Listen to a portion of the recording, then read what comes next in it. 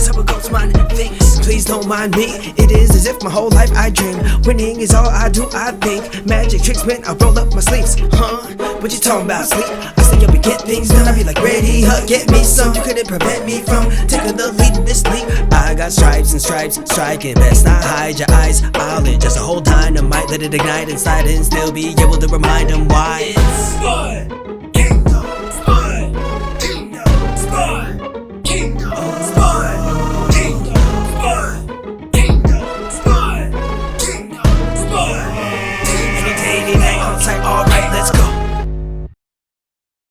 Welcome everybody, and thank you for another episode of the Spud Kingdom podcast. I'm your host, as always, Woody. Like I said before, can't do this without you, so thank you once again for tuning in, and that's why I thank you for the Spud Kingdom podcast, because thank you once again. This week's podcast is going to be brought to you by Beamer's Bike and Action Sports Shop. I have a little commercial that I did for school for them, so I'm going to play that right now. So here's that. Locally owned and trusted, Beamer's Bicycle and Action Sports Shop knows what Idaho Falls riders need. Got wheels that need some love? Whether it's a bike, longboard, scooter, or a skateboard, Beamer's is your go-to for repairs. We fix anything that rolls, no matter where you bought it. From spring cruises to summer tricks, Beamer's keeps you moving. Bikes? Check. Longboards? You bet. Scooters? Absolutely. Want to ride with your own soundtrack? Beamer's also sells bump boxes. Bring the beats wherever you go. And if you're a scooter shredder looking for support, Beamer sponsors local riders too. Don't let a busted ride slow you down. Roll into Beamer's today and hit the streets with confidence. Beamer's Bicycle and Action Sports Shop. Keeping Idaho Falls rolling and rocking all year long. So once again, thank you to Beamers and Jason. I appreciate you guys for sponsoring the show today. Today's show, once again, is brought to you by Beamer's Bike and Action Sports Shop here in Idaho Falls on Woodruff and First Street. Go check them out, guys. Anything you need from there, go check it out. Summer and spring are, well, spring's basically here. We're going to have a little pause in it probably next week for a minute, but summer and spring are definitely on the way. So if you need your bikes, your boards, or anything tuned up, go see Jason and get it checked out. We had two big games this weekend versus Pueblo. So we have a couple highlights on that. We did go 1-on-1 on the weekend, and we'll get to all that here in a little bit. We have a playoff preview. We are in the playoffs. We are the Mountain Division champions. Game 1 is tonight. We'll talk about that here later as well. We have all the usuals, player of the week, 3 stars, trivia, all that good stuff. Speaking of which, we are going to start with the trivia. Hopefully you guys like this new format. I haven't heard anything from anybody, so I'm assuming everybody's liking it so far.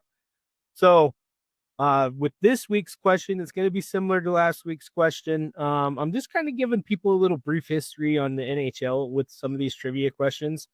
So this week's trivia question is, who won the most Stanley Cups in the 1980s? So get back to me on that one at the end. Well, I guess don't get back to me. I'll get back to you with the answer on that. Ponder on it while I go through everything. Look it up if you really want to. Either way, I'm going to give you the answer at the end. With all that, let's get to some of the action, guys. There's really not much for highlights. These games were both low scoring. So if I feel like I'm going fast, guys, I'm sorry. There's just really not much to cover. Besides, both games were outstanding goaltender battles. Both of them were just great battles. And then basically a playoff preview, since we're playing the same team tonight and for this first series. But game 1 was Friday, March 21st, 2025 versus Pueblo Bulls at the MAC. This game would be a battle between the goalies, as I mentioned here just a minute ago. It was Devin Peck for Pueblo versus Charlie Durkin, the Wall, baby. So first period, Spud Kings would double the shots. Pueblo had 5 shots on goal. The Spud Kings had 10. But only 1 goal in the period, and it came at 11 minutes, 5 seconds from our main man, Bookie Warshaw. He gets his 8th of the year, and he was assisted by Owen Beyer and Tyler Atchison for his 12th. Owen Beyer, that was his 6th of the year. And the goaltenders would shut it down for the rest of the period, and the period would end 1-0 Spud Kings. Period 2 would be much like the first, except for Pueblo would win the shot battle this time around. Pueblo had 9 shots on goal. Spud Kings had 7. So, I mean, they didn't win by much, but they did win the shot battle. Only 1 goal in this period as well, this time by Pueblo. At 13 minutes, 8 seconds, Jimmy Zeisel gets his 11th goal of the year. And this would be all the action, for the second period. Like I said, it was a goaltending battle. So there wouldn't be much scoring. The period would end in a tie 1-1. So all even up going into the third. Pretty good game. I was checking in with most of you throughout the game. We were all enjoying it for the most part. It was a hard fought battle. It was a great game with our guys. Great game versus Pueblo. Always a battle with those guys. So third period would be the decider. Pueblo had 9 shots on goal. Spud Kings would only open by 1 and get 10. The deciding goal would come later in the period, and it would be on a power play opportunity. Thank goodness we finally got one on a power play. But at 14 minutes, 26 seconds, the flying Finn, Jonathan Radikainen, gets his 12th on the year. He was assisted by Will O'Donovan for his 14th and Leo Mantenuto for his 13th. Yeah, normally I usually play the sound effects for you guys, but my sound effects little thingamabobber broke in the process of trying to purchase a new one of those. They're not very cheap. So in the process of that, normally I'd hit the for the flying fin, baby, or maybe do some jet sounds. I'll do it myself, I guess. Anyway, Flying Finn would get the goal. He was assisted by Will, like I said, O'Donovan for his 14th and Leo for his 13th. This would secure the victory for the Spud Kings, and the period in game would end 2-1. Go Spud Kings, let's go, baby. Yeah. We already secured the Mountain Division before this game, but that game right there literally secured it. There was no question after that. It was ours from that point on. Durkin would stop 22 out of 23 shots for a .957 save percentage. And that was basically it. Durkin was the man for the night. He secured the victory for us. We did get a couple goals, one from Bookie and one from Jonathan. So it was a great game. Game 2 would be the following night, Saturday, March 22nd, 2025 at the MAC, also versus Pueblo. This would be the last game of the regular season. Another goalie battle, this time between 2 backup goaltenders. We would see Noel Friedman versus Alex Sabev. I know I've been calling him Sabev because I heard him called that a few times, but when I was watching the last few games that he has goaltended, I noticed Eric Hudson, who's the general manager of the Spud Kings, called him Sabev. And if anybody knows what to call these guys, it's going to be that guy. So I'm going to go with what Eric Hudson said. And Alex Sabev would get the start versus Noel Friedman. First period, Pueblo would get 10 shots on goal. Spud Kings would get 16. Even though the Spud Kings outshot the Bulls, only Pueblo would score in the period, though. At 6 minutes, 26 seconds, Quinn Metzger would get his 4th goal of the year. And the period would end 1-0. Pueblo would take the goal. Like I said, this was going to be another goaltending battle. So all the shots got shut down after that. And before that, like I said, the goal came kind of later in the period. But the second period, Pueblo would win the shot battle. But like the first period, the Spud Kings would get the goal. So Pueblo got 13 shots on goal. Spud Kings had 10. But like I said, similar to the first, the Spud Kings would get the goal this time. And at 3 minutes, 34 seconds, Owen Beyer would get his 5th goal of the year. And he was assisted by Bookie Warshaw for his 17th. And that was the only assisted player on the play. So this would do all the action for the second period. And the period would end in a tie as well, 1-1. So 2 games in a row, both ending in the second period, 1-1. So the third period would be the decider for both games. Third period, Pueblo would dominate the shot battle and basically the period as far as that's concerned, because there was only the 1 goal scored. And a lot of the shots came during that one little goal area. But anyway, so Pueblo had 11 shots on goal. Spud Kings had 4. And at 13 minutes, 53 seconds, Jimmy Zeisel, the guy who scored the night before, got his 12th goal of the year.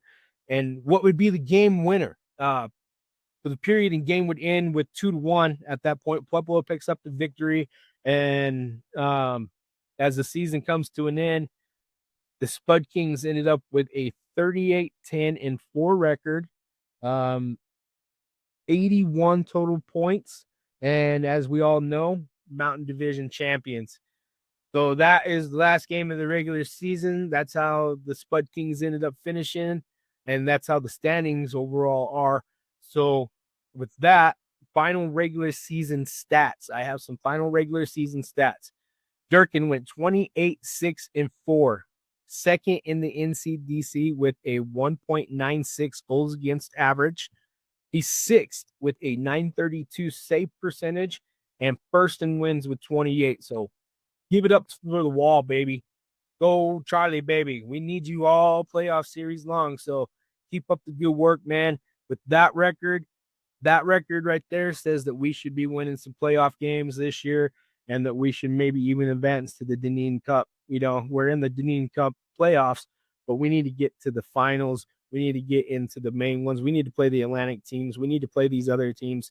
We need to show them what we're made of. And with a 28-6-4 record, I think Charlie Durkin's just the man that we need to show us what we're made of. So with that being the goaltending stats, let's get to the final season scoring stats for the Spud Kings players. Easton Edwards finished first on the team with and fifth in the NCDC with 63 points. So give it up for that, man. That's awesome. Great year. Great year for you, Easy. Andrew Schmidt finished second on the team and tied for fifth with 61 points. Domination. Those two guys alone, 124 points. Wow. That's almost enough to get half the wins that we have alone, just those two guys. So thank you guys for contributing. It's been a great season. Andrew Schmidt, Easton Edwards. Speaking of which, we're not done yet. Edwards finished first on the team with 36 assists and tied for 10th in the NCDC.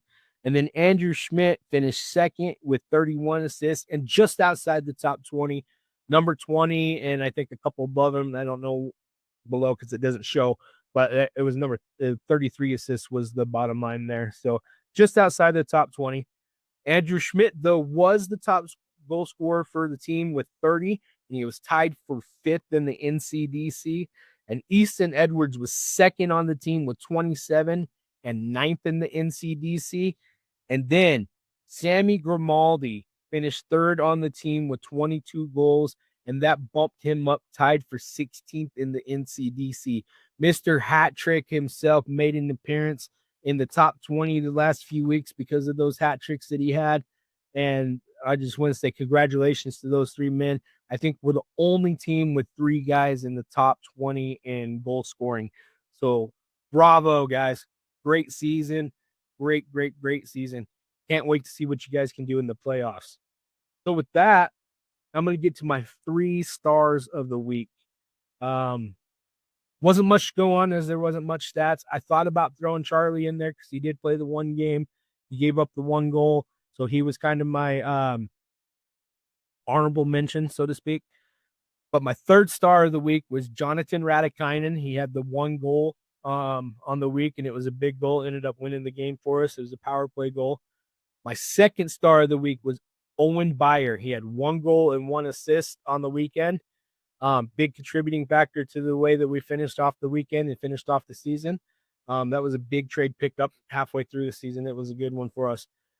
1st star of the week goes to my main man, Bookie Warshaw. He also had 1 goal and 1 assist, but I feel like he played his dang heart out all weekend. And every time you saw him on the ice, he was hustling and bustling and doing everything he could to try to get some goals. He was shooting plenty. He was assisting plenty. The shots just weren't falling like they should have been, but he did get 1 goal and 1 assist. So congratulations to my 3 stars of the week. Jonathan Radikainen, 3rd star. Owen Beyer, 2nd star. And my 1st star, Bookie Warshaw. Congratulations, boys. No players of the week. Like I said, not much stats. So with you know how it is in the Mountain Division, usually there's people that put up lots of points or lots of stats in general. So none of our guys made players of the week this week, which is fine. It's all right. It's last week of the season. There's going to be some yearly awards being given out pretty soon. None of them are posted quite yet. I checked just to make sure to see, but those aren't up yet. I don't know exactly week and stuff they do all that stuff, I will get back to you guys and let you know. But before we get to trivia answer, and since we're talking about stats and stuff, I have some Spud King stats that were sent over to me by one of our fellow listeners and one of the Spud Kingdom, Brian Colson. So let me get it pulled up here. Spud King's all-time playoff stats. Points leaders. Gary Goodwin has 5 points. Jack O'Rourke has 3. S.J. Lecomte has 3. Stefan has 3. Liam Phillip has 3. So Liam Phillip in this playoff series could end up being taking over the points leader for the Spud Kings. If we continue in the playoffs, he could even build on that. I could see that going pretty good for us. Davis and Cannavaro both had 2. And there is like 14 tied with 1 point, including Easton Edwards and Andrew Schmidt. So they can end up jumping up into the points leaders for as well for all time. Goals. Goodwin also is the leader in goals, 5. So his 5 points were all 5 goals.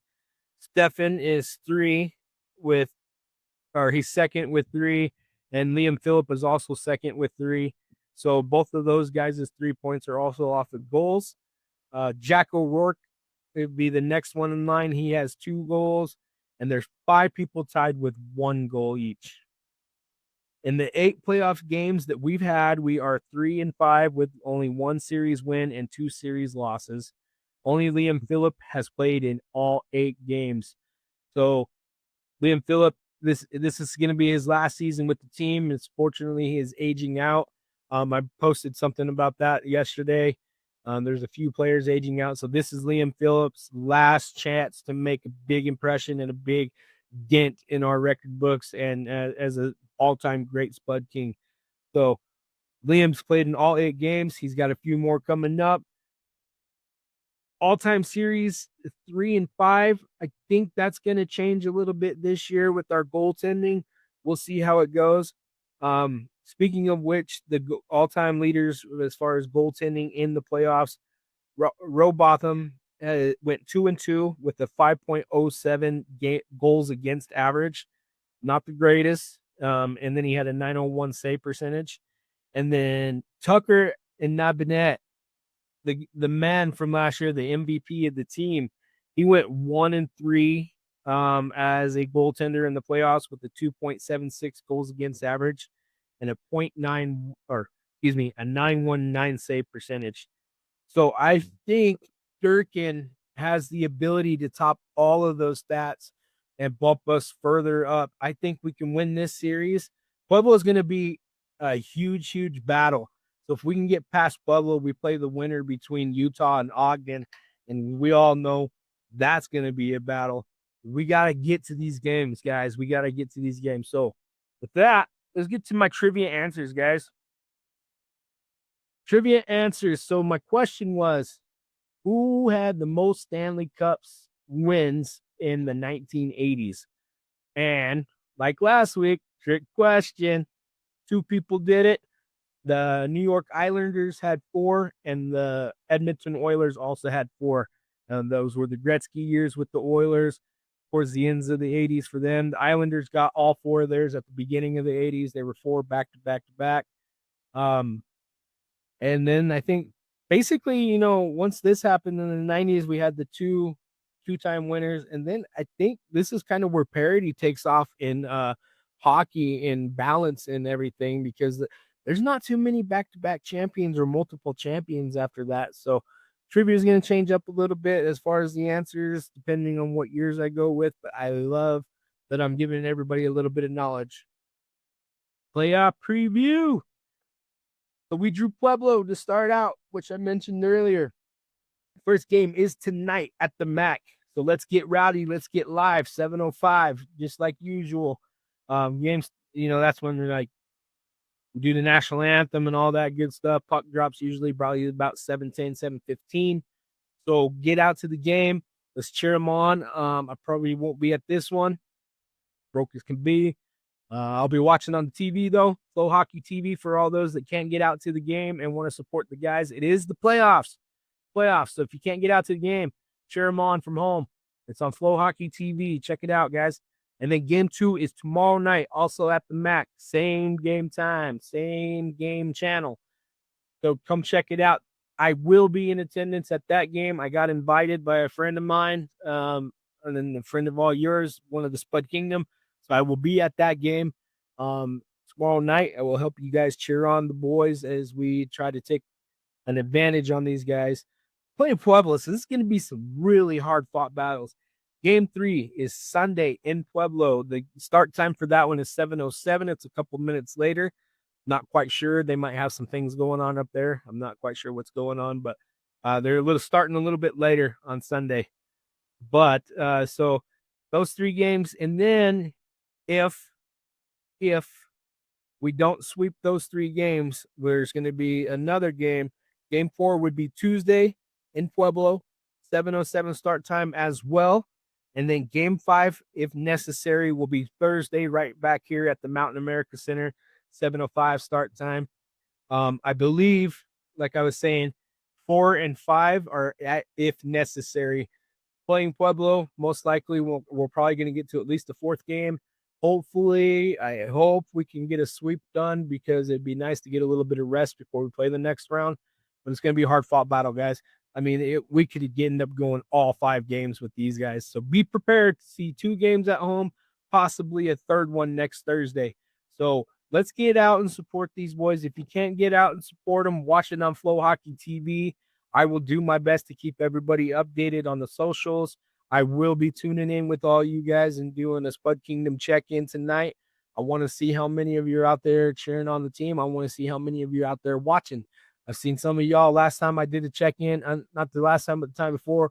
We had some people in Jackson watching. We had some people in Wisconsin. We had people all over watching, checking in on the Spud Kings, man. The Spud Kingdom is bigger than just Idaho Falls. We are spread out everywhere. And that's mostly probably because these players come from everywhere, and it's their families, and the word spreads, and everybody watches, and there's towns watch them and everything and cheer them on. And we love it. We love it. The more, the merrier. So come out and support these boys. If you can't, like I said, Flow Hockey TV. That's flowhockey.com. Check it out, guys. And as always, thank you. Thank you. Thank you for tuning in. I can't do this without you. We are the Spud Kingdom. I am your host, Woody. And as always, go Spud King. K-I-N-G, kings, meaning we seen things, and without a cheat sheet, a walking beast, no wanting peace until I'm knee deep in the rewards I need to retrieve. Keep the receipt once I receive what I work for, but never relieve. Better watch out, if you don't move, get ready to fall down. If you don't root for my son, I'm not proud. Like what you talking about, I'll pop out, even if it's hard out. Somebody let the dogs out, like they're coming for the dog out before being brought out. Whoa, they might need to keep me locked out, because I will stomp in my stomping grounds. So let's know this is Spud Kingdom, Spud Kingdom, Spud Kingdom, Spud Kingdom, Spud Kingdom, Spud. Any day, any night, on site, alright, let's go. Spud Kingdom, Spud Kingdom, Spud Kingdom, Spud Kingdom, Spud Kingdom, Spud Kingdom, Spud. Any day, any night, on site, alright, let's go.